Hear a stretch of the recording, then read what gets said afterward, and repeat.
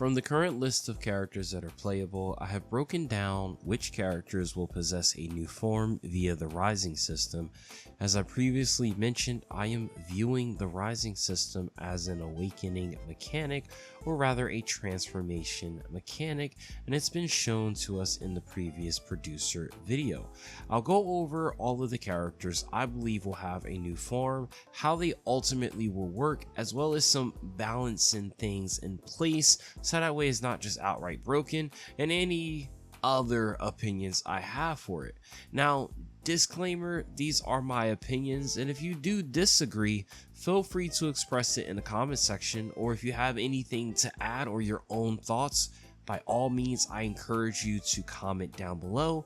Let's try to get this video to 50 likes. I appreciate you guys. Continue to subscribe. I will continue to provide, and we get new stuff, I will be on it. What, yo? Let's hop into the video. Deku is the first person using a new form in the trailer. Now he's using All for One, One for All, in combination with Gear Shift. However, we see Deku using Gear Shift with Fa Jin to use Overdrive when he's fighting against Shigaraki in the trailer. Now he glows blue here, and he's shown to maintain this. Now again, since it's not 100% certain, we could assume that this is actually Deku's awakening, where he goes into the overdrive in conjunction with Gear Shift, Fang Jin, I'm saying that shit wrong, in One for All. And again, we also see Deku making after images as he moves when he's fighting against Shigaraki.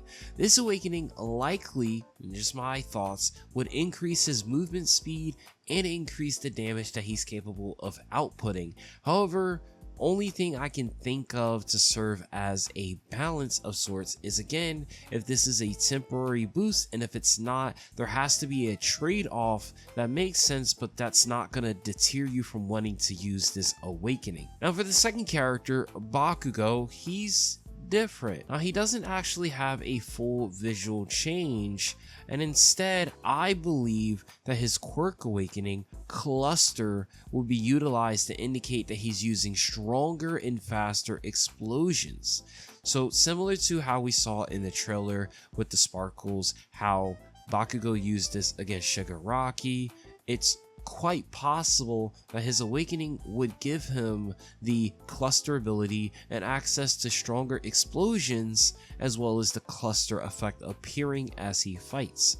Bakugo overall speed could increase, and the damage with his quirk moves could cause more damage. However, again, there has to be a trade-off to this if it's not a temporary thing. So perhaps maybe Bakugo has a certain amount of damage that he could do before he has to cool off or something. That way it's not just super broken, and again, you don't want it to be something that deters you away from wanting to play Bakugo or use his awakening. Then we have Shoto. Shoto in the anime has been shown using the phosphor ability that he came up with, allowing him to use both of his powers, and this very much so would work as an awakening for him. It's depicted several times. It's even depicted in one of the scenes showcasing all the class 1A students. The producer video also showed Shoto fighting in his base form briefly as him, Deku, and Bakugo tagged out while they were fighting against Shigaraki. Now again, several depictions point to phosphor being his awakening form.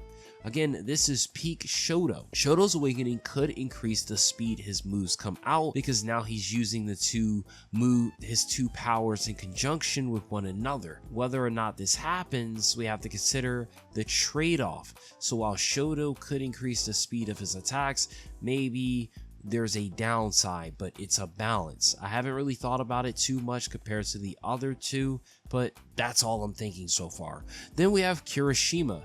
Now during season 4, we got the first look at his unbreakable form, but this form did not appear in One's Justice 2. Season 7, Season 8 is going to be what they are covering. This form was used during the fight against Gigantomachia. He used Unbreakable, and this could increase his defenses, lowering the damage he receives, also making it harder for him to flinch, as as a trade-off, he moves slower. Then that way, there's a trade-off. Yeah, you get the ability to kind of break through people's defenses easier, but you're not so uber powerful to where you're just a living tank. Then we have Tokoyami. Tokoyami's awakening form change could operate more like a literal form change in how he fights. So similar to One Piece Pirate Warriors 4, where some characters can perform a form change and it changes fundamentally how they fight.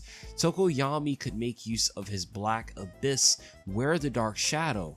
Now this could increase his damage, but as a trade-off, he loses the range with Dark Shadow. And as I previously stated, if this also can introduce new abilities and things that the character could do, again, it could be a trade-off of you lose your long range, but you gain more power, but you also are only short range. Then from there, we have Ida.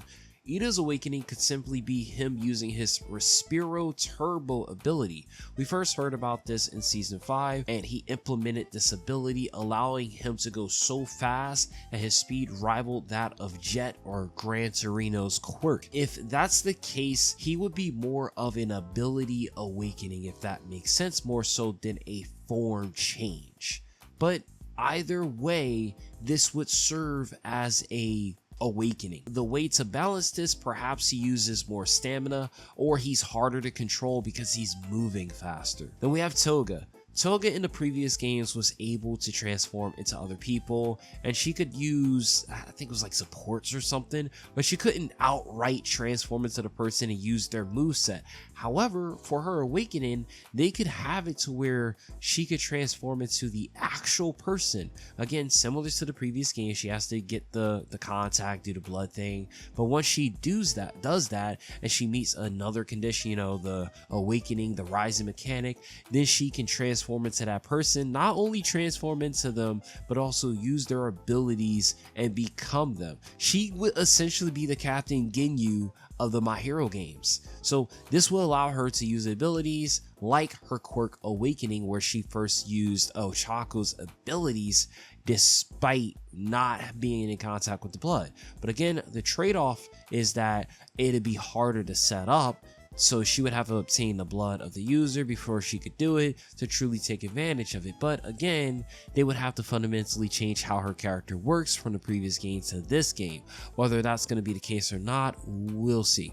Then we have Shigaraki. Shigaraki's interesting because we've seen two versions of him. First, he has All For One, and he's shown fighting in his defense form. So you see him briefly fighting against Bakugo, Shoto in the producer video, and then you also see him fighting in an armored form or defense form against Deku. Now it's quite possible the defense form is an awakening for this particular Shigaraki, which is shown, or he could be a standalone character. But for the sake of this video, let's assume that he is the transformation. This form probably is going to have increased endurance and defenses. Maybe he moves a little bit slower, or he has a trade-off.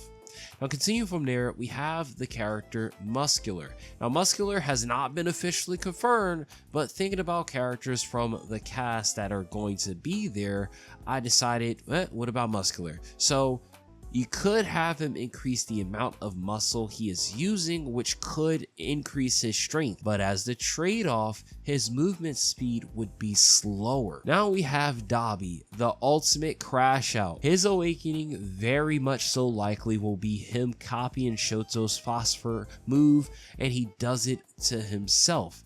And essentially Dabi is killing himself. Maybe his awakening slowly drains his health, and this is more of a last ditch move to where it's very powerful, but it's quite literally killing him.